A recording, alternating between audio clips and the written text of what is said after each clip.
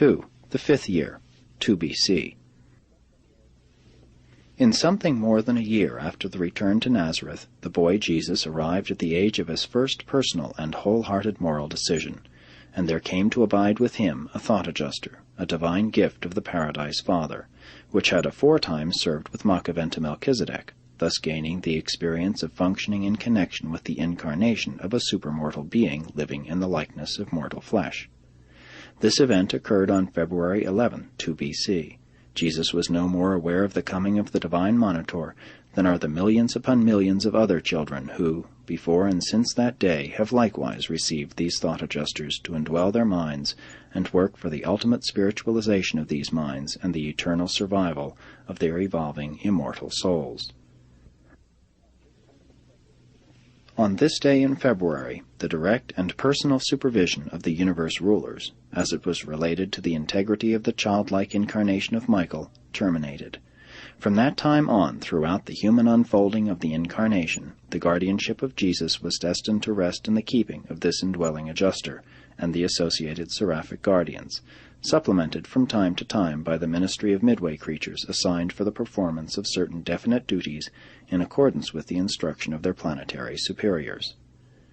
Jesus was 5 years old in August of this year, and we will, therefore, refer to this as his 5th calendar year of life. In this year, 2 B.C., a little more than 1 month before his 5th birthday anniversary, Jesus was made very happy by the coming of his sister Miriam, who was born on the night of July 11. During the evening of the following day, Jesus had a long talk with his Father concerning the manner in which various groups of living things are born into the world as separate individuals. The most valuable part of Jesus' early education was secured from his parents in answer to his thoughtful and searching inquiries. Joseph never failed to do his full duty in taking pains and spending time answering the boy's numerous questions. From the time Jesus was 5 years old until he was 10, he was one continuous question mark. While Joseph and Mary could not always answer his questions, they never failed fully to discuss his inquiries, and in every other possible way to assist him in his efforts to reach a satisfactory solution of the problem which his alert mind had suggested. Since returning to Nazareth, theirs had been a busy household, and Joseph had been unusually occupied building his new shop and getting his business started again. So fully was he occupied that he found no time to build a cradle for James, but this was corrected long before Miriam came, so that she had a very comfortable crib in which to nestle while the family admired her.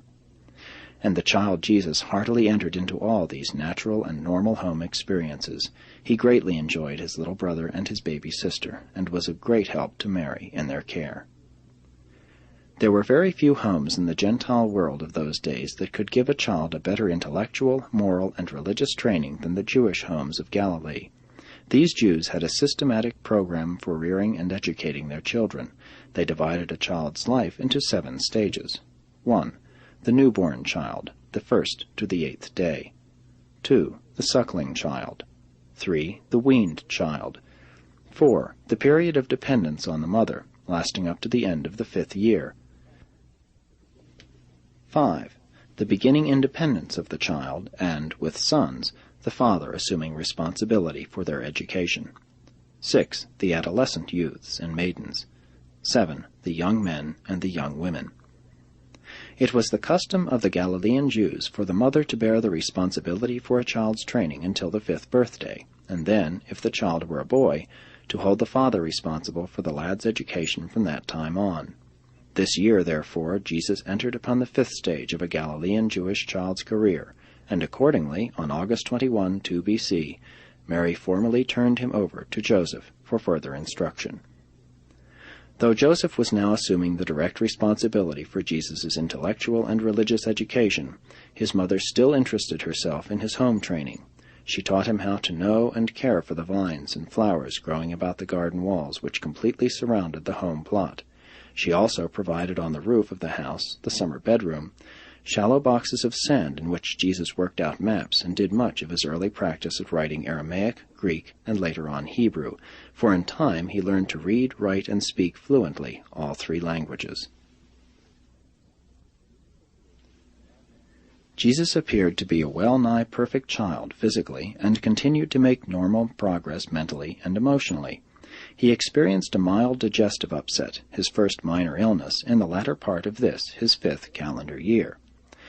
Though Joseph and Mary often talked about the future of their eldest child, had you been there, you would only have observed the growing up of a normal, healthy, carefree, but exceedingly inquisitive child of that time and place.